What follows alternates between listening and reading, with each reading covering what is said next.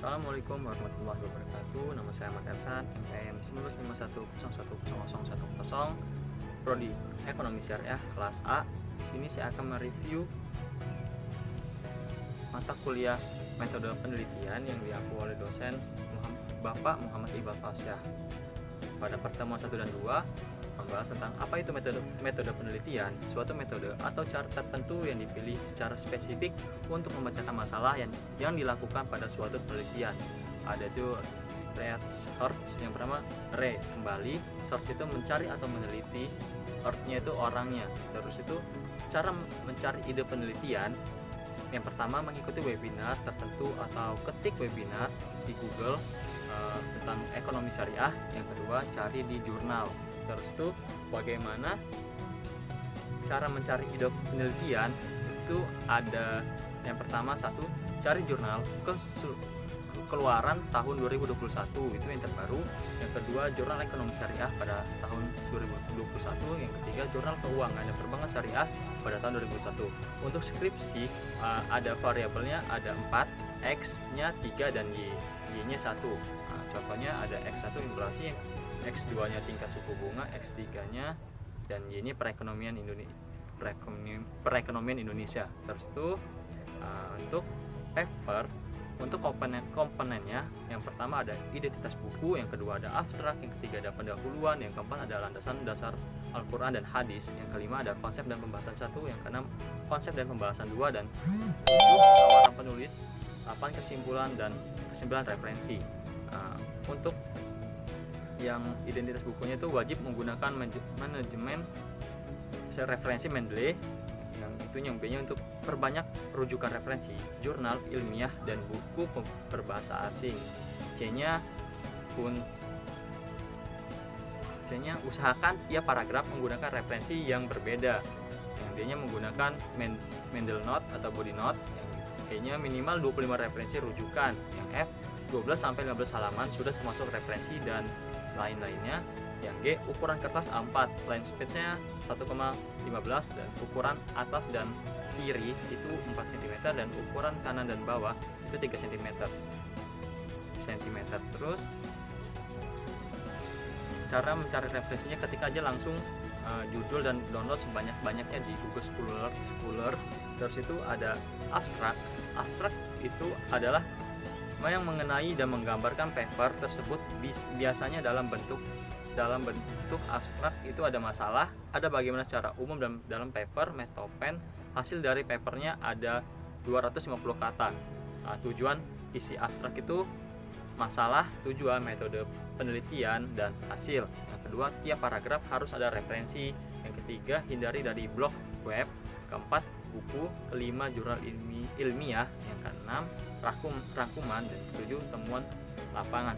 Contohnya, hasil wawancara penelitian bersama Bapak Muhammad Iqbal Fasyah tanggal 13 September 2021 pukul 16.00 berdasarkan observasi lapangan penelitian, tanggal terlebih dahulu, pukul, terus harus menuju ke rujukan utama.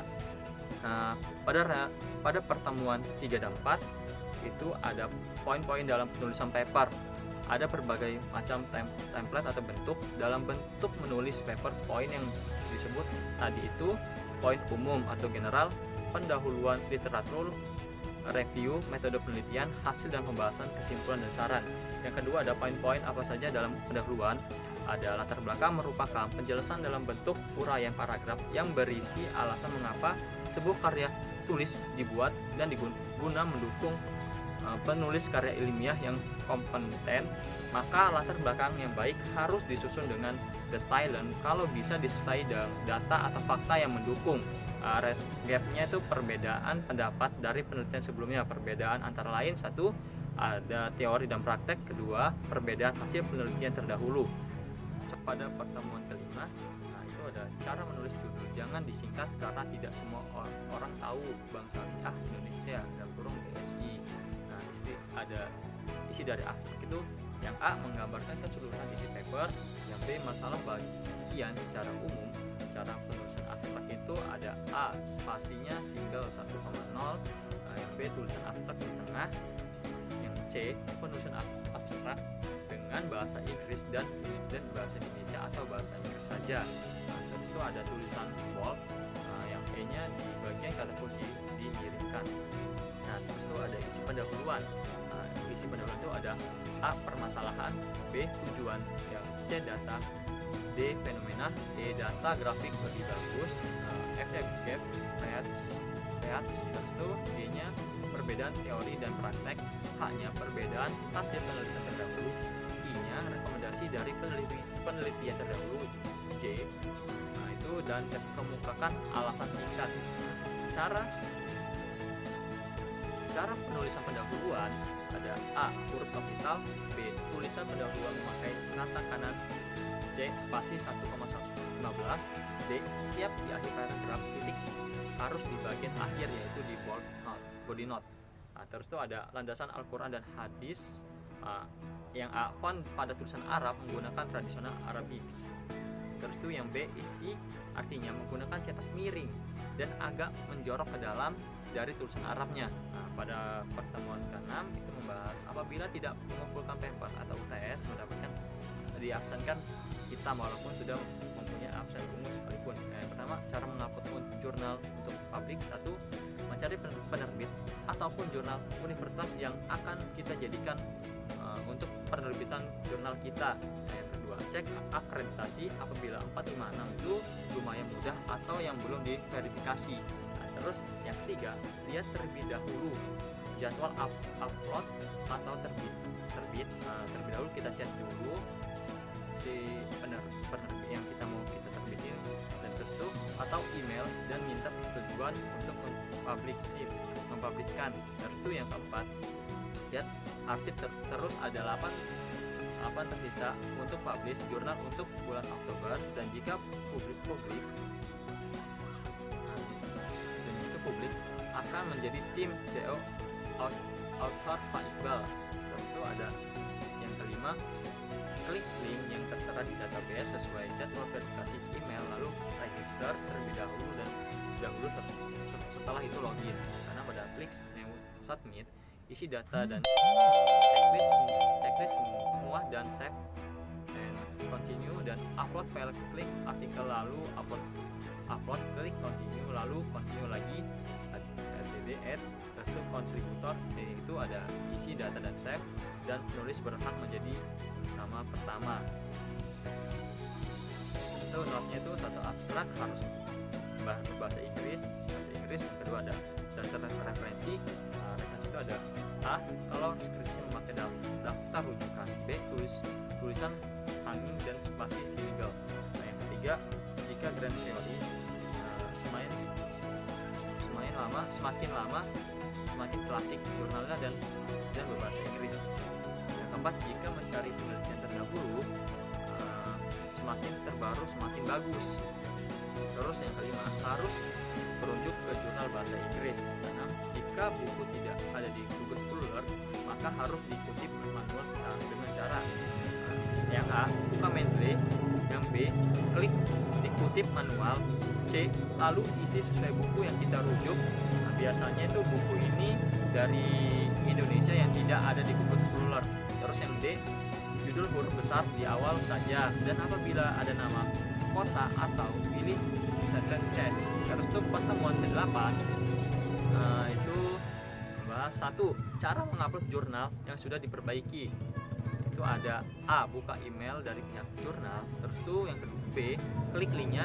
C. lalu lihat apa saja yang harus diperbaiki. Yang D. setelah diperbaiki di-upload kembali ke jurnal. Yang E. klik data add get di paling bawah setelah ada kata perbaikan. Yang F. lalu ganti menjadi artikel teks. Yang G. lalu memberikan kata-kata yang memuji pihak yang ingin mempublish jurnal kita. Yang H. lalu pencet OK. Yang kedua, mengapa jurnal saya sampai saat ini belum ada pemberitahuan, tetapi ada tulisan waiting assessment. Nah, itu maka paper kita sudah sesuai dengan kriteria yang ada di jurnal, tetapi kita harus menunggu untuk direvisi. Nah, dengan rewardnya bisa dalam jangka waktu 1 minggu, 1 bulan, 1 tahun, bahkan bisa sampai bertahun-tahun sampai sampai mereka menghubungi kita jika mereka memerlukan jurnal kita. Terus tuh pada pertemuan ke-9 itu ada pengertian pengembangan hipotesis. Ada A, pengembangan hipotesis adalah suatu pendapat atau kesimpulan yang sifatnya sementara. Yang B, hipotesis atau anggapan dasar adalah jawaban sementara terhadap masalah yang masih bersifat praduga karena masih ada yang harus dibuktikan dengan kebenarannya. Dugaan jawaban tersebut merupakan kebenaran yang sifatnya sementara yang diuji kebenarannya dengan data yang dikumpulkan melalui penelitian. Yang C, hipotesis adalah sementara terhadap masalah yang masih bersifat praduga karena masih harus dibuktikan kebenarannya. Yang kedua, pengembangan hipotesis dibagi menjadi dua bagian, yaitu pengembangan hipotesis dibagi menjadi dua macam, yaitu A, pengembangan hipotesis kuantitatif H0 dan H1. Hal ini adalah yang tidak perlu dan salah. Yang benar yaitu X1 kepemimpinan Islam, X2 kekuasaan kerja Islam, X3-nya motivasi kerja Islam, D-nya kerja karyawan Islami. Yang hipotesis 1 H0 kepemimpinan Islam tidak mempengaruhi kinerja karyawan Islam. Yang B, H1-nya kepemimpinan Islam mempengaruhi kinerja karyawan Islam. Hipotesis 2-nya H0 H1.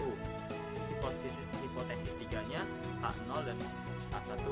Ini adalah hipotesis yang kurang tepat, seharusnya langsung saja. Yang A, kepemimpinan Islam terhadap kinerja karyawan Islam. Terus yang pertama, konsep teori dan pembahasan yang relevan antara variabel. Yang kedua, kemukakan hasil penelitian yang mendukung dan tidak mendukung dan sertakan alasan mereka. Yang ketiga, kemukakan argumentasi dan tawaran hipotesis dari penelitian yang berangkat dari kesimpulan poin 1 dan 2 di atas. Yang keempat, H1, pemimpinan Islam memiliki hubungan positif terhadap kinerja karyawan Islam. Yang terus ada B, kepuasan kinerja Islam terhadap kinerja karyawan Islam. H2,